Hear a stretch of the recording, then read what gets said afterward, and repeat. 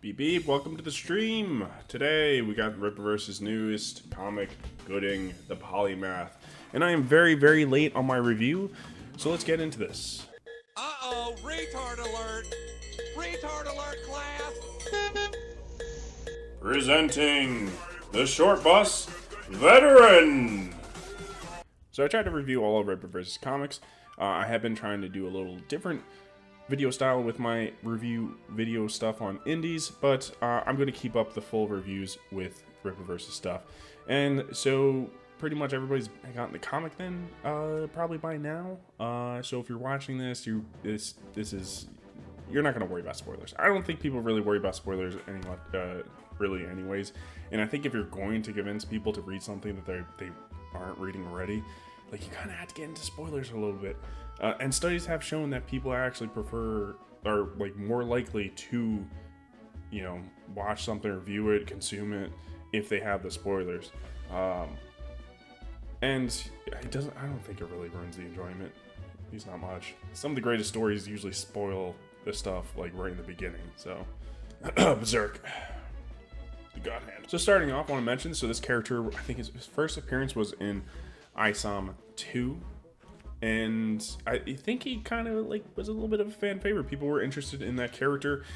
You know, he's very obviously a little bit reminiscent of Iron Man, kind of like not as rich Iron Man, I guess, or probably just not really Iron Man, but he's not into the superficial stuff like him. I don't know. He just seems more of a gearhead than Iron Man, and I know, yes, Iron Man is very much a gearhead. I guess rugged might be a little bit better. I don't know. That brings up a good question. Is this guy a complete ripoff of Iron Man? No, I don't believe so, and there's plenty of Iron Man-like characters.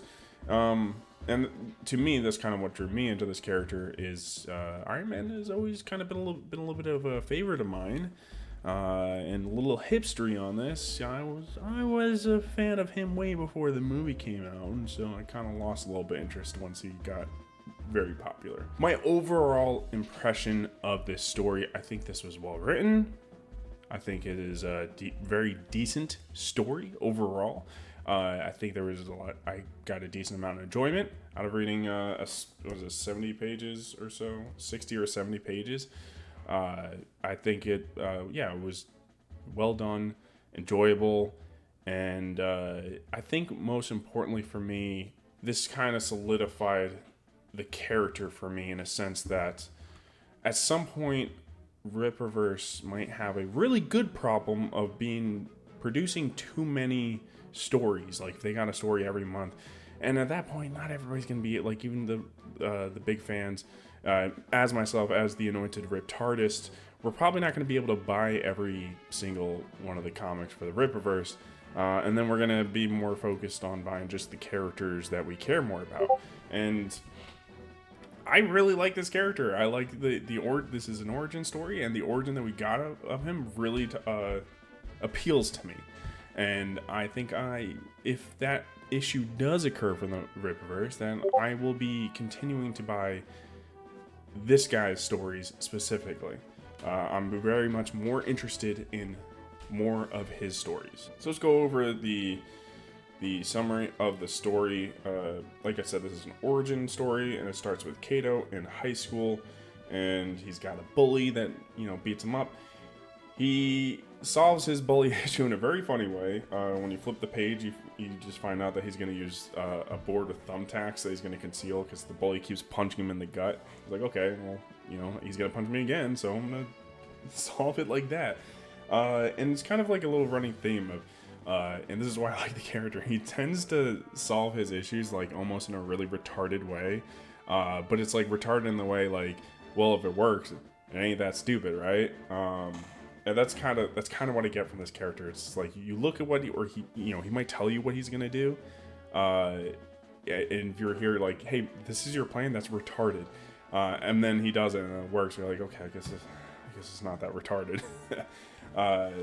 So the thumbtack one, that was a big one, and the bully is a reoccurring character. Ends up being the antagonist of this story. So I like that because it's got an emotional connection with the main character.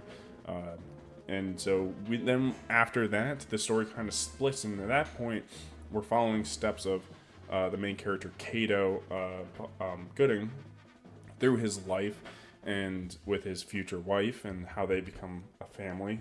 And then the other flashes of story are basically the villain's origin story and how he joins the Texas Marine Corps, I think it was, right? And then ends up being like a contractor because he just got into the military just because he wanted to kill people. So he's just established as a crazy character, and then he gets powers where he can basically, if he touches people, they have like a brain aneurysm or something like that, they just bleed out, they're dead. He touches you, you're dead. And yeah, so at some point, Gooding, like, he becomes very successful. He's doing a lot of he's inventing a lot of stuff, some funny stuff, like like just blocking out boom boxes and stuff like that, which you can tell that's the author's, like, you know, he's writing down something that pisses him off and he's like, oh, okay, I can put that in this story. And they try to get him to do something that he's not cool with, and he's like, no, I got into this business for a different thing. And they're like, and so he leaves and starts his own business where he helps the little people out for a small payment, and ends up being pretty successful in doing that. And at some point he has to go take down this villain, because so essentially he gets Gooding gets tied in with this villain at the end, discovers that it is his high school bully, ironically, and I think he's like using some sort of tech or whatever that Gooding participated in, and he's like, okay, I gotta go take care of this guy. So he goes in to take care of him, and they get in a little small scuff, and essentially, like, again, Gooding solves his issue in a very retarded way. You can't let the villain touch him, although the villain did punch him, but then I guess he didn't, like, it was like a hit, so he probably needs to concentrate for a second to activate his powers to get that kill on him. But Gooding throws a knife, the guy catches it, he's like, ha, you tried, and then all of a sudden a spray comes out and hits him in the face, distracts him from the knife. A spray comes out of the knife and, you know, hits the villain in the face, distracting him, and then Gooding takes a tranquilizing dart and knocks the villain unconscious. And that's pretty much the wrap of the story. I think that it's said that the villain's it basically escaped out of prison or something like that. Or no, another corporation broke him out of prison because they're going to utilize him. So the villain and Gooding are going to be, you know, meeting each other in the future. So overall notes to talk about the story. One big thing is the villain's name, Splatterpuss. His name, it's a terrible villain name. I think he's going for platypus, but with splatter. Dude, I don't know what you guys were thinking with that one. That was okay. That a lot of complaints come with the villain. I think he was done, like, he was fine. He fit in the story, and I like the emotional connection that he has with the main character.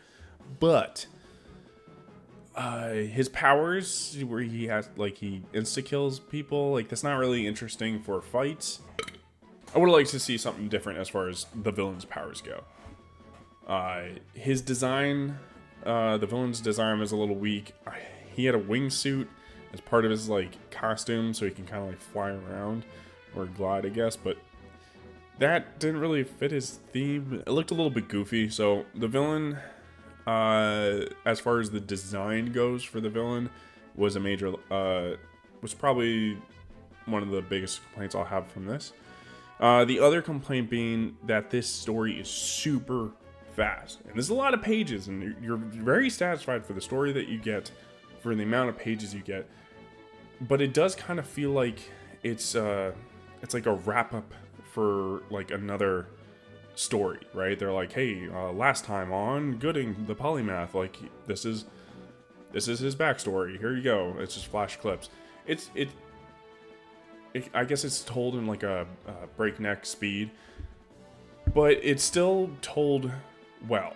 So that's important to say. If it goes too fast, basically you're gonna have trouble understanding what's going on, and then also you're gonna want to probably focus too much time on a different panel to try to, like, figure out the story than you're gonna really want to. A lot of people like to just, all right, read, flip. But overall, I like Gooding Polymath's like origin story and the direction that it went for the most part. And like I kind of said in the beginning, I like this story more than I like Yaira, right? I like this character more than I like Yaira. I'm just using Yaira as an example. Like I like the main character's design. I like his personality. I thought this was a very strong book. I thought it was, you know, minus my criticism on it. I did think it was strong. I think it's stronger than a lot of the other Rippaverse books.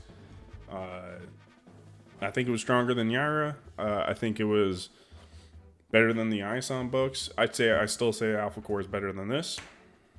But again, I'm more into this type of character than I am the Alpha Core characters.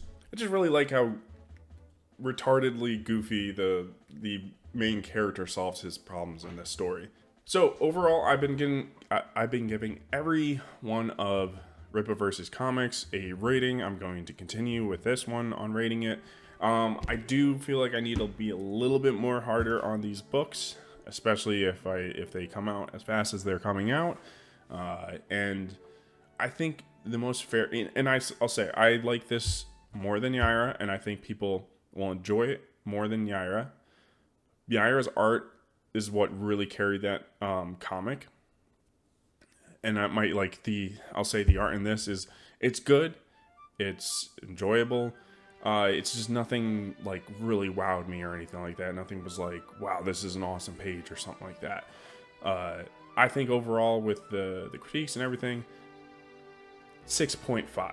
I think that is where I'm at with this. 6.5 if I take everything into account. Again, a 5 is I neither liked it or disliked it.